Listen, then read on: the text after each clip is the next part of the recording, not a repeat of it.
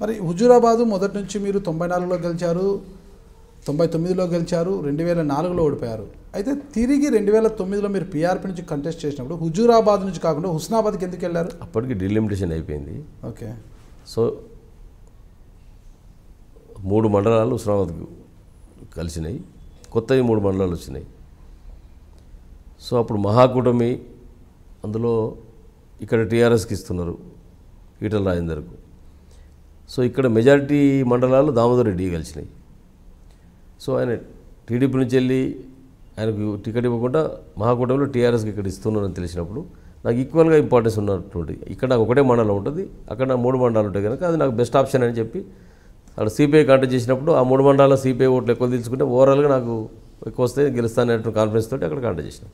So అది ఇది 2 combined కాన్స్టిట్యూన్సీలో ఉన్న నా పాత మండలాలే. మరి మీ ఓటమికి దారితీసిన కారణం ఏంటి? హుస్నాబాద్లో మీకు 2009లో టీఆర్పీ అనే పార్టీ ఆ రోజున అంత పాపులర్ కాలేదు. రెండవది ఆ కొత్త మండలాల్లో స్ట్రక్చరల్ ఆర్గనైజేషన్ టీడీపీది మొదటి నుంచే లేదు. నేను కొత్తగా పీఆర్పీ పెట్టిన తర్వాత అప్పటికి 6 నెలల ముందు నుంచి పనిచేసిన వాళ్ళు ఎవరు 3 నెలల ముందు నేను వచ్చిన వాళ్ళతో పీఆర్పీ పార్టీ. మీరు పీఆర్పీ పార్టీ పెట్టారా? నేను కాదు, వాళ్ళు పార్టీ పెట్టినప్పుడు మొదట్లో పీఆర్పీలో ఉన్నటువంటి క్యాడర్తో నాకు లైజానింగ్ లేదు. నేను వచ్చి 3 మంత్స్ బిఫోర్ వచ్చినప్పుడు. సో నాతో వచ్చిన కొంతమంది టీడీపీ ఫాలోయర్స్ అక్కడ టీడీపీ మొదటి నుంచే లేదు. అక్కడ ఎప్పుడు సిపిఐ బీజేపీ పొత్తులు ఇచ్చినాం కానీ ఎప్పుడు టీడీపీ 83 నుంచి వెళ్ళి ఏ రోజు ఇందుర్తి కాన్స్టిట్యూన్సీలో మేము పోటీ చేయలేదు. ఆ కాన్స్టిట్యూన్సీలో ఉన్నటువంటి మెజారిటీ 3 మండలాలు ఈ నియోజకవర్గానికి వచ్చినాయి, హుస్నాబాదు, కోయడ, తర్వాత నీకు చిగురుమావిడి. సో అందుకని ఆడ అంత అనుకున్న ఓట్లు అక్కడ రాలేకపోయినా అయినా అక్కడ దాకా లాక్కొచ్చినాం. నాకు అప్పుడు పార్టీ బలం లేదు, తర్వాత ఆ ఏరియాతోటి కొత్తగా కాంటాక్టు, పార్టీ కొత్త పార్టీ, అందులో టీఆర్ఎస్ వాళ్ళ బీఫామ్ తీసుకొని పోటీ చేసింది. మహాకూటమిలో పొత్తులో భాగంగా సిపిఐ మహాకూటమిలో భాగంగా వాళ్ళు పోటీ చేసిండు, చాడవెంకర్ రెడ్డి, లక్ష్మీకాంతరావు పోటీ చేసిండు, ఆడ కాంగ్రెస్ నుంచి వెళ్ళి ప్రవీణ్ రెడ్డి చేసిండు, పీఆర్పీ నుంచి వెళ్ళి పెద్దిరెడ్డి చేసిండు. సో యాంటీ కాంగ్రెస్ ఓట్లు 3 పంచుకున్నాం.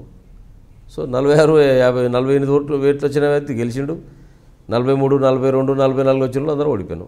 కాంగ్రెస్ గెలిచింది అంతే. అక్కడ కాంగ్రెస్ గెలిచింది కానీ మహాకూటమిలో ఎవరు గెలలేదు. అక్కడ వాళ్ళు ఓడిపోయి నేను కూడా ఓడిపోయాను. ఎన్నికల తర్వాత నెక్స్ట్ ఎలక్షన్లో నేను కాంటాక్ట్ చేయలేదు కదా. 2014 కారణం ఏంటి? ఎందుకు మీరు 2014లో ఎన్నికల బరిలో లేరు? పార్లమెంట్ చేద్దాం అనుకున్నా, విద్యాసాగర్కి ఇచ్చేసింది. ఏ parliament? Karimnagar parliament. Okay. Husnabad చేద్దామంటే హుస్నాబాద్ బీజేపీకి ఇచ్చేసింది. రామగుండం నా ఒరిజినల్గా నా లోకల్ ప్లేస్, అది రిజర్వేషన్ నుంచి జనరల్ అయింది.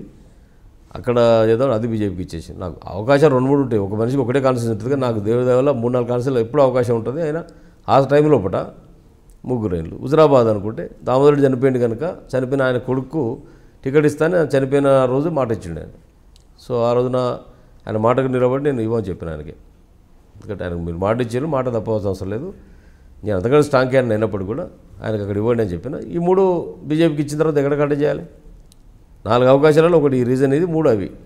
సో నేనే రాసి ఇచ్చిన, నా గురించి ఇబ్బంది పడొద్దు, నో ఇష్యూ, పొత్తుల ధర్మంగా మీరు ఇచ్చినప్పుడు ఇంకా ఏముంది. అటువంటి దాంట్లో హుస్నాబాద్ నుంచి బీజేపీ నుంచి నామినేషన్ ఇవ్వలేలే.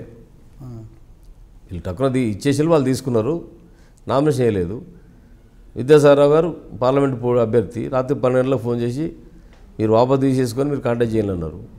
నేను ప్రిపేర్ లేను, రేపు నెక్స్ట్ డే లాస్ట్ డే, మీరు తీసుకున్నది నాకు ఇచ్చినా మీ వాళ్ళు మళ్ళీ అసంతృప్తి తింటారు, అది కూడా నష్టం జరుగుతుంది. అవుతుంది మళ్ళీ ఓడిపోవడానికి నేను కాంటాక్ట్ చేయను, నేను మొదలే చేయను అనుకున్నాను. ప్రిపరేషన్లు చేసుకోవడానికి నాకు 1 month 2 months టైం అవసరం ఉండే, నువ్వు అని చెప్పిన.